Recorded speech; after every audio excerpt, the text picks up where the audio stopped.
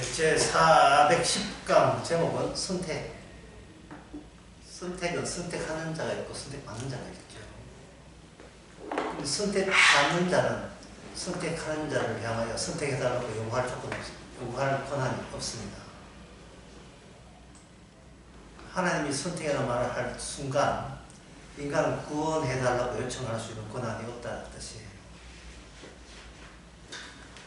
이 말은 구원은 전적으로 하나님의 결정에 따른 것이지 인간의 본인의 결정과는 전혀 무관합니다.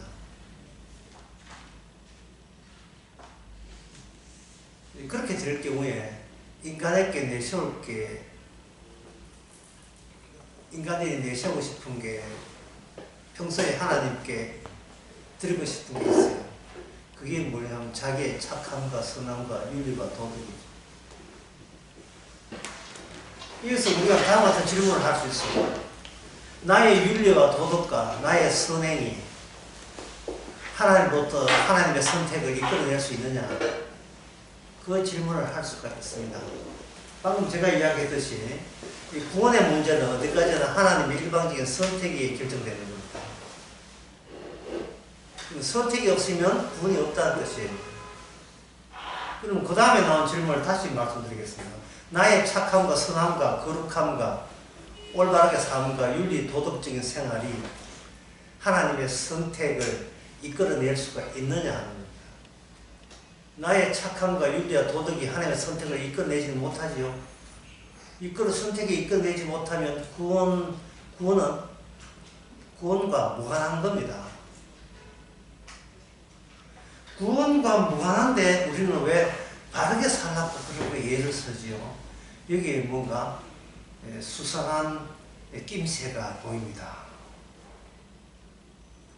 하나님이 나를 선택하냐 안 하냐에 관계없이 내가 기어이 선하디 선한 나라, 그 천국의 나라에 들어가야 말리라 하는 그러한 본인의 본인 선택이 강렬하게 작용하고 있습니다. 다시 말씀드릴게요. 하나님께서 우리를 선택한다는 것은 이 말은 무슨 뜻이냐 하면 네가 너를 선택해도 아무 소용없다는 뜻이에요. 사람은 자기에게 선택뿐만 하는 게 아닙니다. 결정을 해요. 결단을 내려요. 매사가 결정과 결단의 연속이 우리의 행동이고 삶입니다. 그 결정과 결단을 할 때 뭐를 노리고 뭐를 교대하느냐 하면 나의 결정이 나의 구원에 보탬이 되리라고 기대하면서 행동에 맞습니다. 이런 나쁜 짓을 하면 내가 천국에 잘릴 수가 있다. 혹은 반대로 이렇게 바르게 살면 하나님께서 가산점을 줄 경우가 생기지 않겠는가 은근히 하게 되죠. 그러한 생각에서 뭐가 빠졌냐 하면은 하나님의 구원은 하나님의 일반적인 선택에 의해서 확정되고 결정된다는 사항이 빠져버렸어요. 하나님의 선택은 구원에 의해서 우리하고 협의하지 않는다는 뜻입니다. 우리하고 의논하지 않아요.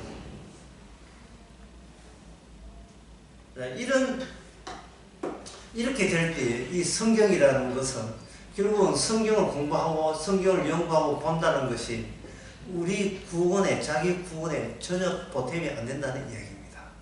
기도도 마찬가지고 성경 보는 것도 마찬가지고 성경 공부도 마찬가지고 예배도 마찬가지고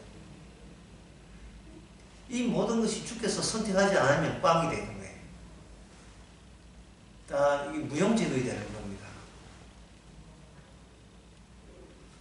그러면 왜 하나님께서 또 이스라엘에게 왜 하나님께 말씀을 듣고 율법을 듣고 성경을 보라고 하느냐? 그것은 하나님의 선택 이전에 내가 내 운명과 결정을 내가 선택하고자 하는 이거는 하나님의 선택과 상관없이 일방적으로 나를 좋게 선택하는 의도가 이미 우리 마음속에 활동하고 있다는 것을 끄집어내기 위함이에요. 쉽게 말해서 내 운명은 내 하기 나름에 의해서 정해진다는 그 의식이 우리 안에 있었던 겁니다. 내가 바르게 살면 바른 길로 갈 것이고 뭐 나쁘게 살면 나쁜 길로 빠진다는 그 생각이 우리 안에 막 들어있었던 거예요. 주님께서는 우리의 그 생각을 피합니다. 의도적으로 외면해버려요. 이게 로마서 11장 5절에 나와 있습니다. 만일 은혜로 된 것이면 행위로 말미암지 않음이니 그렇지 않으면 은혜가 은혜 되지 못합니다. 여기서 하나님이 하는 일을 은혜라 하고 인간이 하는 일을 행함이라 했어요. 하나님과 인간의 일은 서로 만나지 않습니다. 만나고 싶지요. 하지만 그건 우리 생각이고 하나님은 의도적으로 깊이 해버립니다. 그 이유가 6절에 나옵니다. 만일 6절과 7절에 나오는데 만일 은혜로 된 것이면 행위로 말미암지 않음이니 그렇지 않으면 은혜가 은혜답 되지 못한다. 하나님이 일반적 선택으로 구원한 이유는 하나님이 결정한 그 은혜가 온전한 은혜로서 흠집나지 않은데 여기에 하나님께서는 온 신경을 거기다 쓰고 있어요. 누구야 내 은혜에 흠집내는 자가, 누구야 내 은혜에 끼어드는 자가, 이것에 신경 쓰는 거예요. 그 뒤에 이제 오늘 주제와 관련된 말이 나옵니다. 그런즉 어떠하냐 이스라엘이 구한 것을 얻지 못하고 오직 택하심을 입은 자는 얻었다고 되어 있어요. 여기에 선택해놓고 그 다음에 얻었다고 되어 있습니다.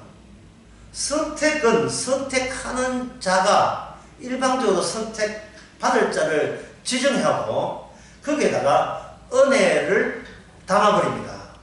은혜를 담아버리면 그 선택받은 자의 해야 될 일이 있어요. 그게 뭐냐 하면 물론 본인이 하는 게 은혜로 하게 하시지만 하게 되는 일이 뭐냐, 자기에게서 자기의 결정과 결단과 자기가 자기 선택, 행함 이런 것이 우리 안에서 날마다 추방돼야 됩니다.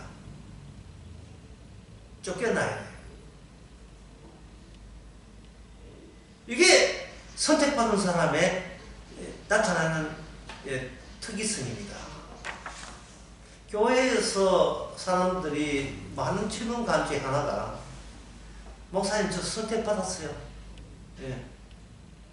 목사님 보시기에 저 선택받은 자입니까? 아니면 지옥 가도록 버림받은 자입니까?